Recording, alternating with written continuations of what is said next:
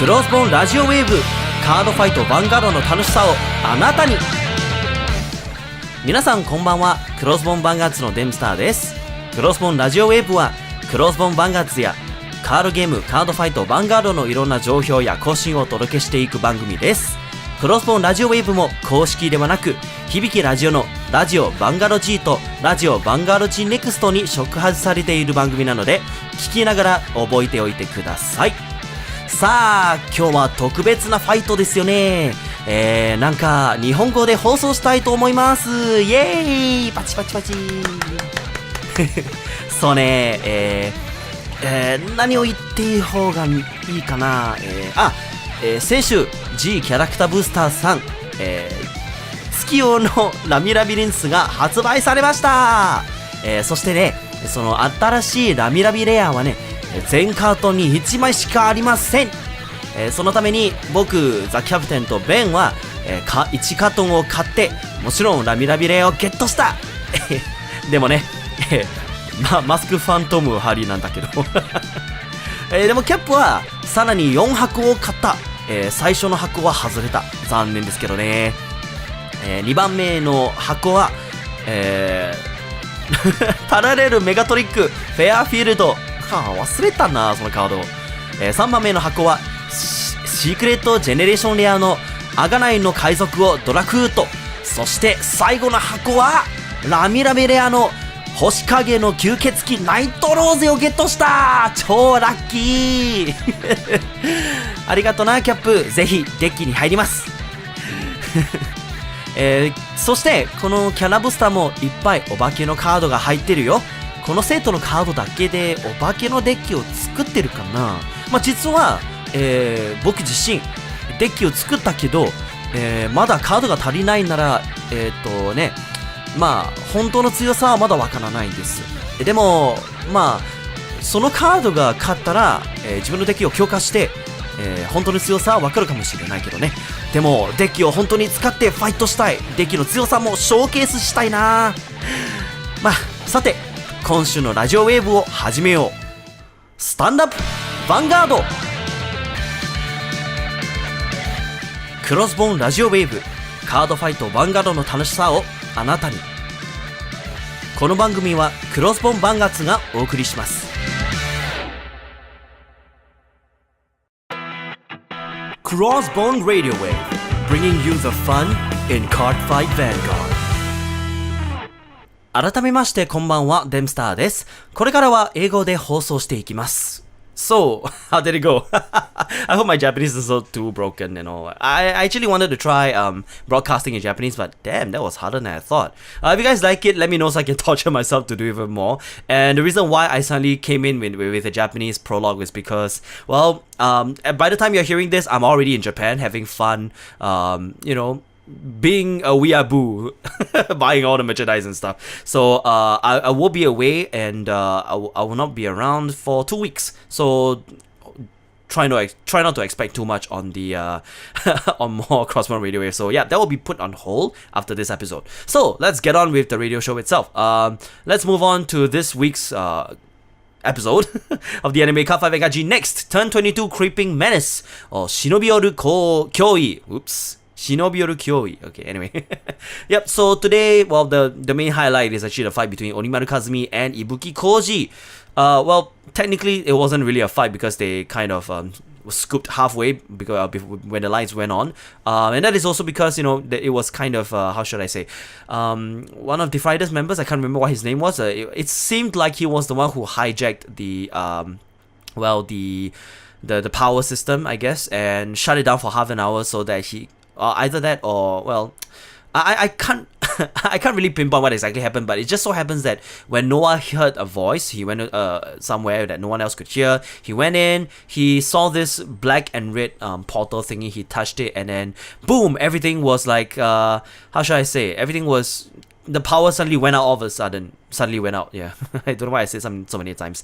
But yeah, it went off and, Onimaru's team, the Fighters, I guess, they took the chance to hijack the system, I guess, especially for the kid. I can't remember what his name is, but yeah, he took the time to hijack the one of the cameras there so that he could fool the people and stuff. So during the time, Kazumi went in and well, he saw Chrono, and of course Ibuki came in and I guess stopped them just in time before he could do anything. So after that, they had a fight. So the fight was really nothing much. Ibuki rode up to Alter Ego Messiah, then Onimaru Kazumi rode up to Shiranui, and the lights came on. That's about it. But there was more than enough time for the kid. I can't remember his name. I'm sorry about that.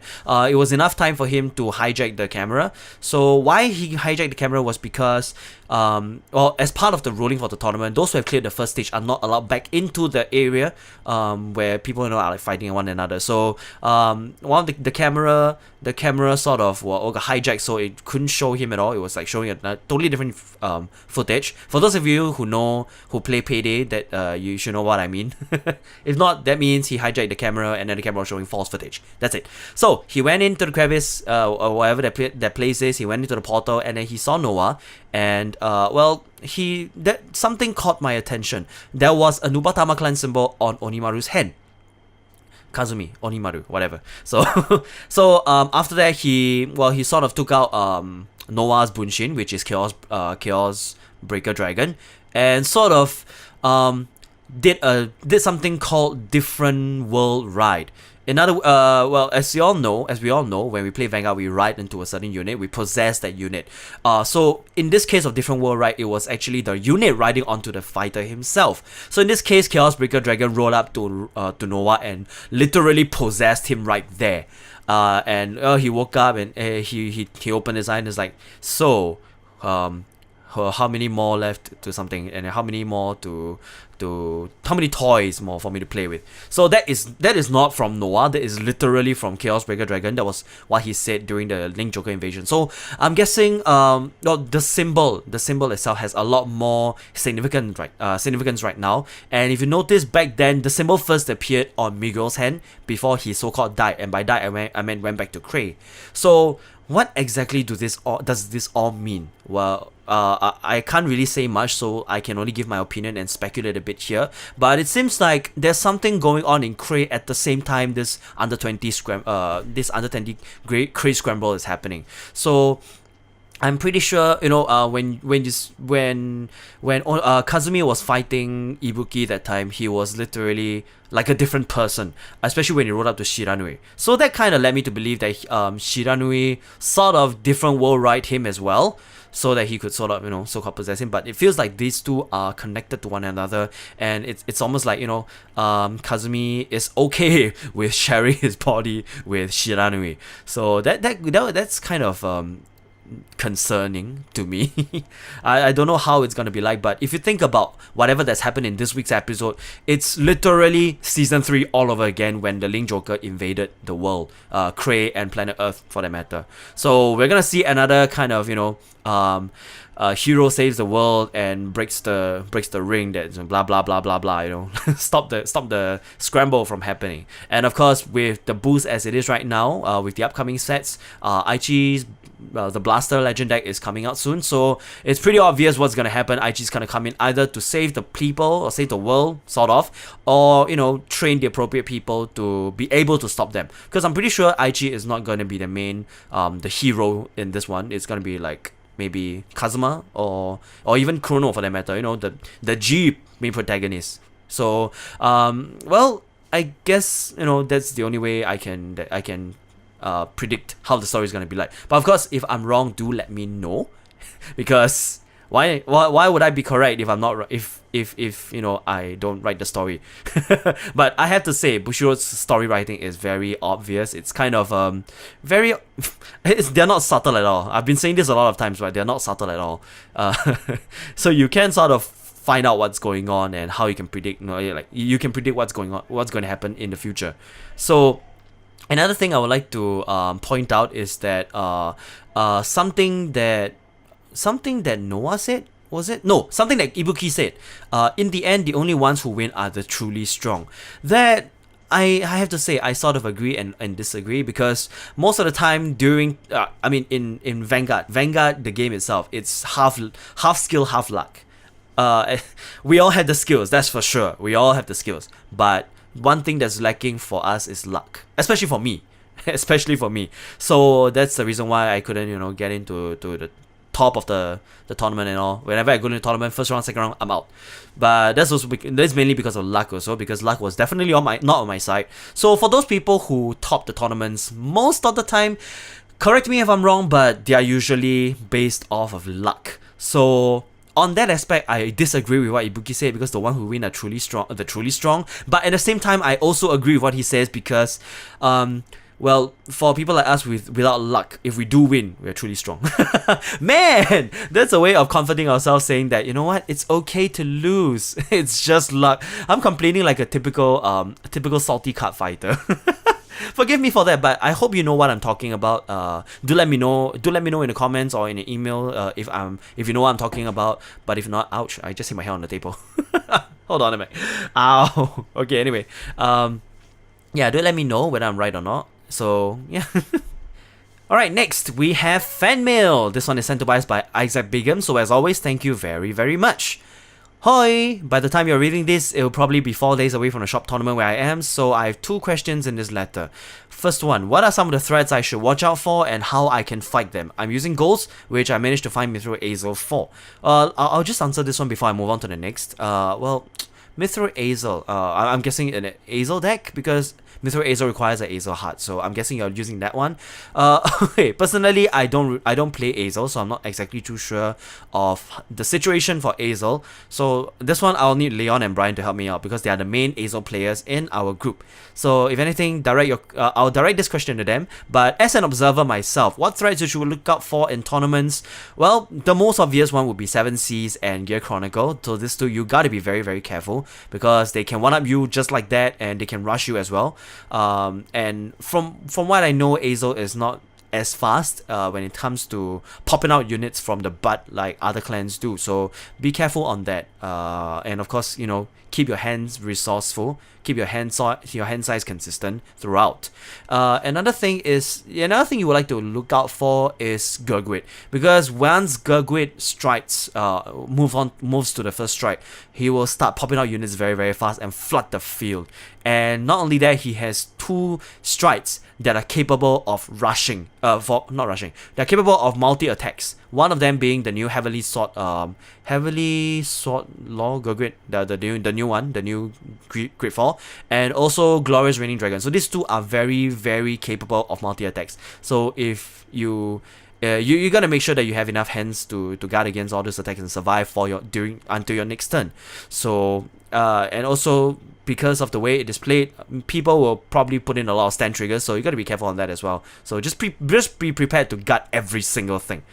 And what other threats can I come up with? I can't really think of much, but I say the most important thing is not to look out for what kind of threats and all, but more to have fun in playing Vanguard, because that the most important thing that a lot of people I feel that are forgetting is to have fun in Vanguard.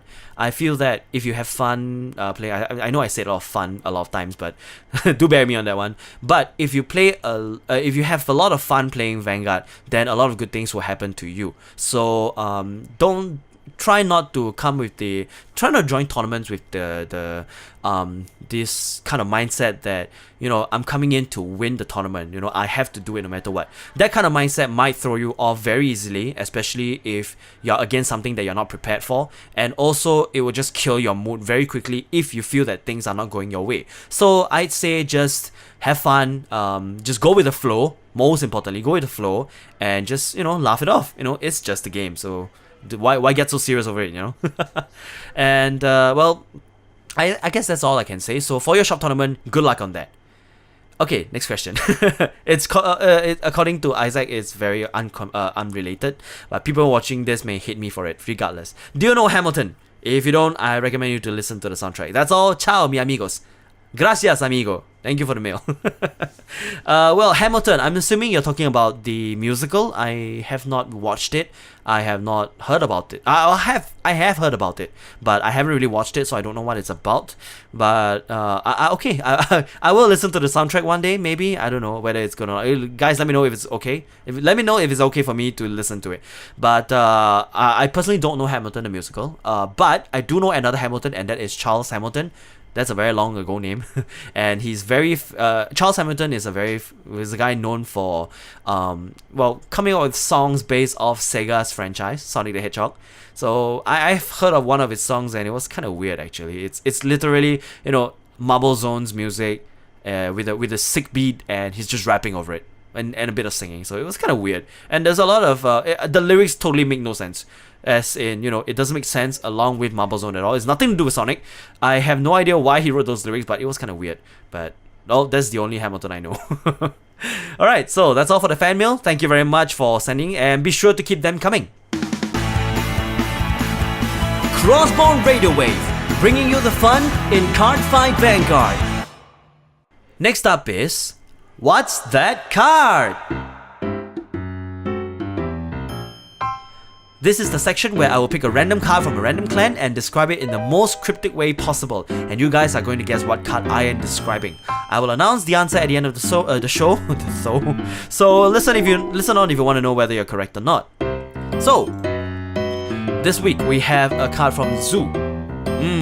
This is the first time we've touched on a card from that nation, and this is from Great Nature.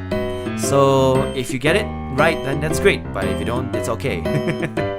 Alright, so this is a great tool with the intercept ability, 5k shield, 9k base power, 1 critical, and it's a high beast, as most units in Great Nature are. They're all high beasts. But let me know if I'm wrong, because there might be other units out there, but I digress.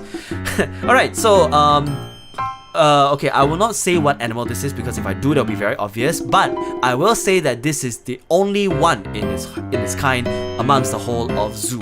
So if you can find an animal that has only one kind and is not repeated in any other units, then chances are you're on the right track. So this card is mainly blue and mainly purple, and it's got 2 skills. Of course, rearguard skills. So 2 skills, and well, it's a very smart card because it's reading a book, but at the same time not so smart because it doesn't look like it's gonna get up anytime soon. Okay, that clue alone, I guess it will give it away a lot, so I'll leave it at that. So if you know the answer, listen on to the end to find out whether you're correct or not. If not, then you have a lot of time until the end to think about the card, what card it is. So have fun!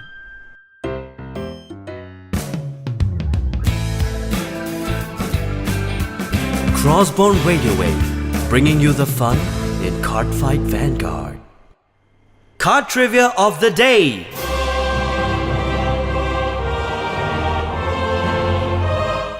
This is a section where we pick a certain card and talk about it in as many details as possible, such as the skill it has, the artwork, its use in the deck, and of course, random trivia about the unit.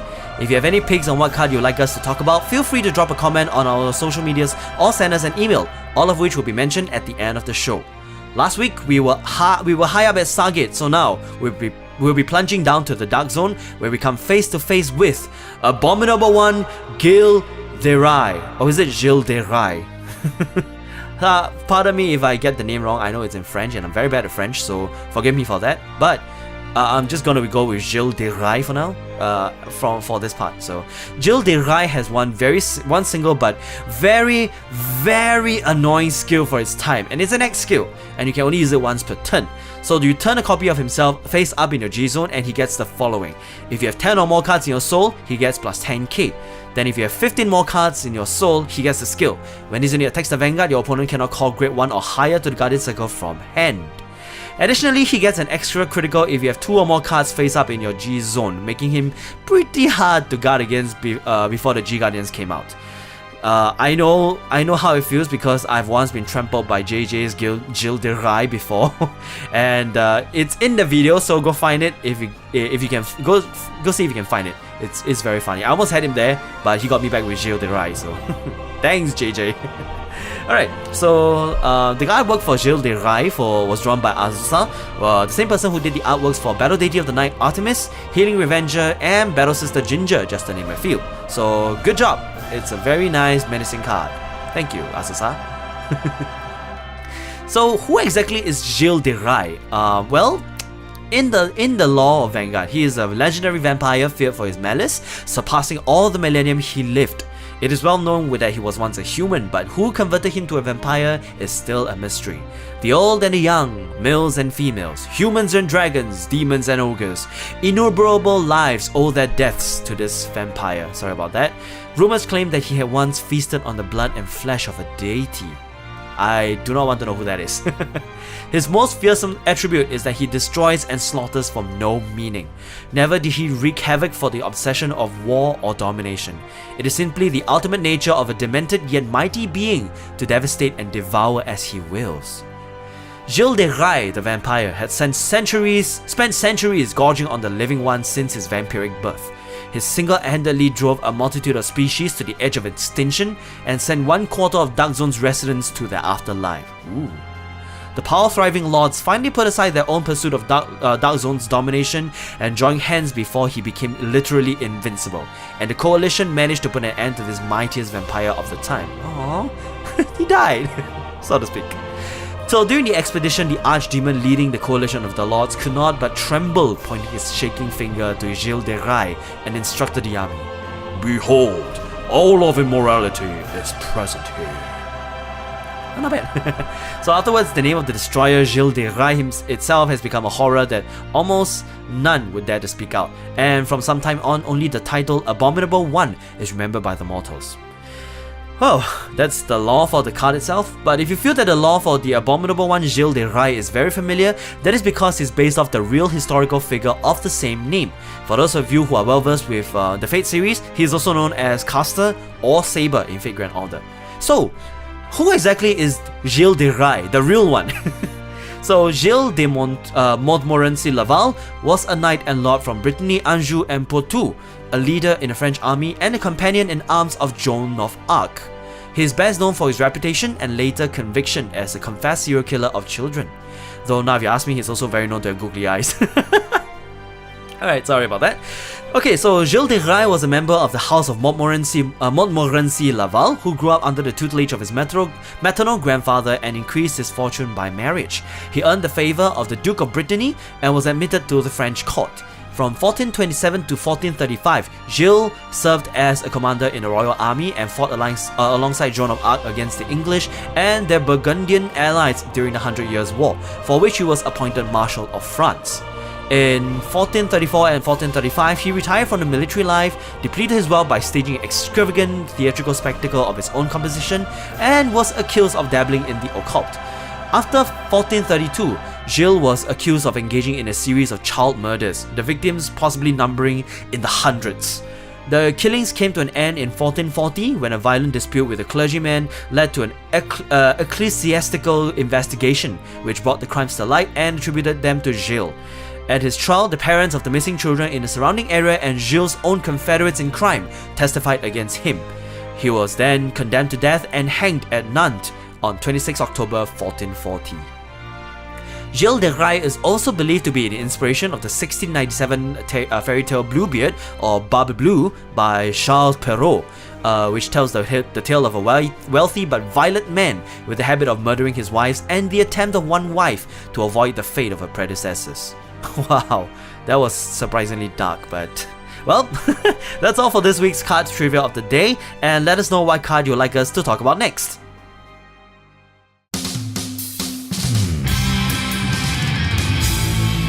Crossbone Radiowave, bringing you the fun in Cardfight Vanguard. Crossbone information!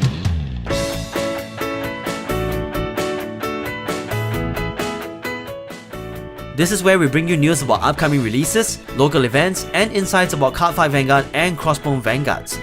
G Character Booster 3 Rummy Labyrinth Under the Moonlight, it's now on sale. This set includes further support for Pale Moon and Grand Blue, and there will be an exclusive rarity called Rummy Labyrinth Rare or RLR, and will contain the signatures of the voice actresses Kudo Haruka and Aimi. In English format, G Character Booster 1 Try 3 Next is also now on sale. This set contains further support for Gear Chronicle, Royal Paladin, and Neo Nectar, so be sure to get these sets and enhance your Vanguard experience.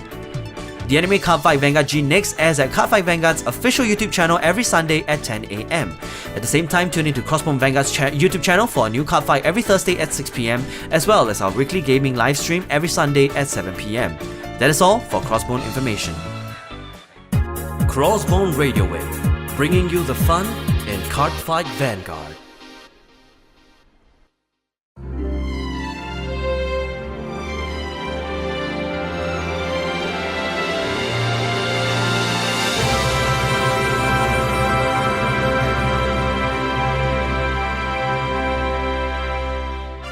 This marks the end of today's episode of Crossbone Radiowave. I hope you guys enjoyed it as much as I did, because I had fun talking in Japanese, but that's beside the point. So, before we move on, let's review the answer for what's that card. So, like I said, he's the only card of his kind in the whole of Zoo, in the whole of Great Nature. So he's a taper. So you guys know what it is already, right? Yep, the answer is Sleepy Taper. Woo! So, he's a grade 2, and with the intercept ability, 5k base power, 5k shield, 9k base power, 1 critical, and he's a high beast, and he has 2 skills. First of all is, when he's in your Dempster Vanguard, choose one of your other regards, and you may have it get plus 4k until end of turn. If you do, at the end of the turn, retire that unit. His second skill is a continuous skill on the Vanguard Circle, Rearguard Circle, and Guardian Circle, and that is Resist. So it cannot be chosen by the effects of your opponent's cards.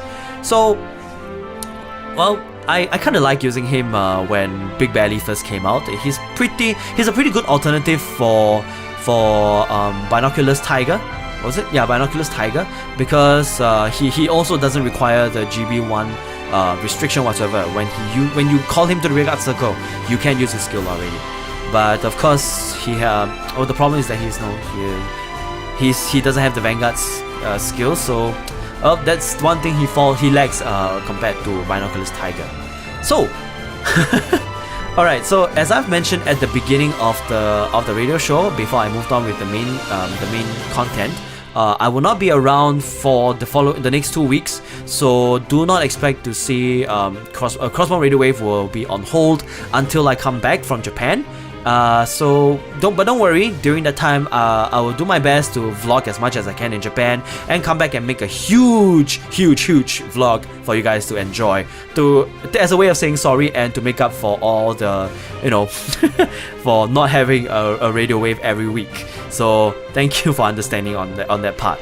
So, just want to let you know that we also accept fan mails, and we'll be waiting for them. So if you have one, do send it to our email at crossbonevanguards@gmail.com. That's crossbonevanguards@gmail.com. What am I doing? One more time. That's crossbonevanguards@gmail.com. If you have any questions you'd like to ask us, feel free to send them to us as well. Of course, you can also send them to us at our socials. We're on Twitter at CrossboneVGS, Facebook at Crossbone Vanguards, and not to mention follow us on our blog at crossbonevanguards.com, where we post deck profiles, event coverages, and other things that we cannot post on our YouTube channel. So with that said, thank you all for watching. Sorry, watching. I'm too used to the video thing. Okay, but before that, wish me all the luck, wish me all the best in Japan, I guess. And well, I will have fun, don't worry. So with that said, thank you all very much for listening, and we'll see you again in the next episode. Tang Endo. Good night.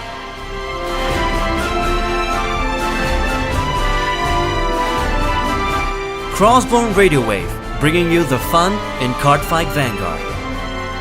This program has been brought to you by Crossbone Vanguards.